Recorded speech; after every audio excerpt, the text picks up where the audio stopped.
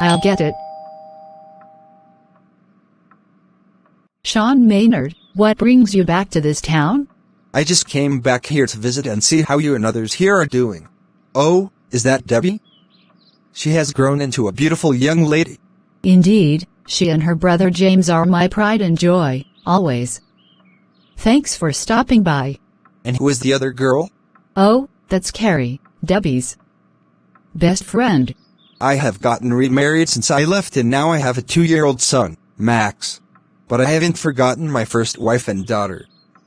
I know they are in heaven watching me. And someday I will rejoin them. Anyway, take care, Sandy.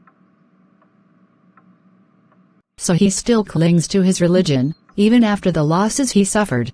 Well, that's his choice, obviously.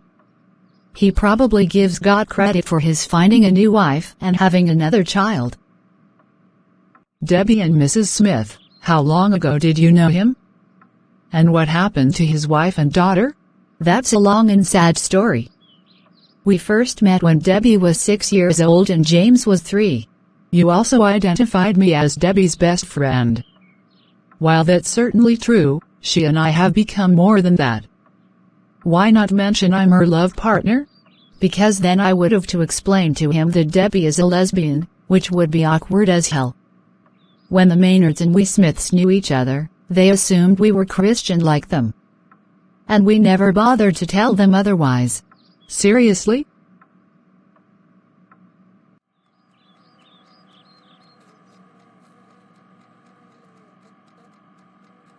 Debbie, your mother is an awesome cook. This spaghetti is delicious. Mrs. Smith, maybe you should run a restaurant. Thank you. My first job was actually being a waitress at a seafood restaurant called the Pink Octopus, owned by my father. That must have been so much fun. I'd love to be a waitress. Debbie, what do you want to be when you grow up? I don't know yet. But I do know I'm not as smart as my mother. I don't think I can be a lawyer like her. Who says you have to be like your mother, or anyone else? Just be yourself. That's good advice, Samantha. Mother, Samantha invited me to go to church with her. Should I agree to go? What sort of church does she go to? She says her family are Catholics. What do you know about that religion?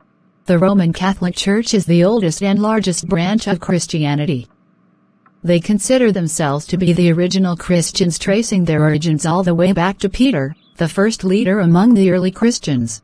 But here's the problem. The church is headquartered in Rome and has been so for most of its history, but there is no evidence that Peter was ever in that city. The only apostle known to be in Rome was Paul, who wasn't even an original disciple of Jesus.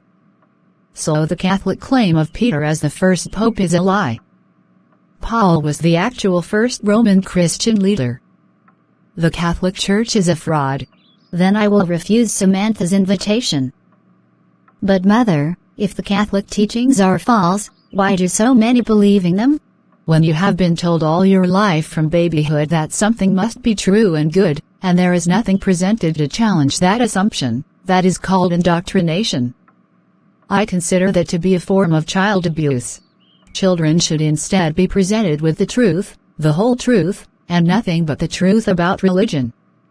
Not just one religion, but every form of faith that may be out there. And what about us? What are we supposed to believe? I'm not going to tell you what you must believe, Debbie. I am an atheist, not believing in any sort of God and therefore rejecting all religions that teach there is such a God. But that was my choice. As you grow up, you must decide for yourself what is best.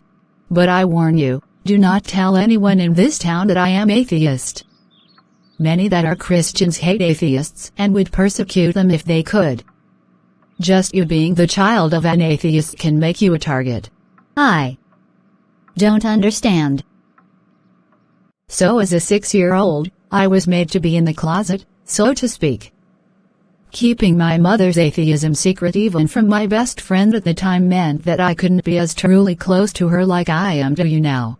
Debbie, that seems hypocritical. A truly ethical society wouldn't persecute anyone for being true to themselves and would let them be open about their beliefs. I know, But I didn't want to lose Samantha as a friend, so for a time, I considered going to church with her and even converting to her faith, because I loved her so much. But later something happened to help me make up my mind about religion. Are you going to ride the school bus with me? No, my mother is going to pick me up and take me shopping before we go home. Maybe you could join us. No, I want to help my mother cook dinner, so she asked me to get home immediately. Ah, there's my mom. See you tomorrow, Debbie. Come on, Samantha. Oh, no. That was the last time I saw my best friend and her mother. They were both killed when they were hit by a speeding car driven by a drunk driver. I saw the shattered frame of the car. And their broken, bloody bodies. I felt so helpless and thought that could have been me with them. I could have died too.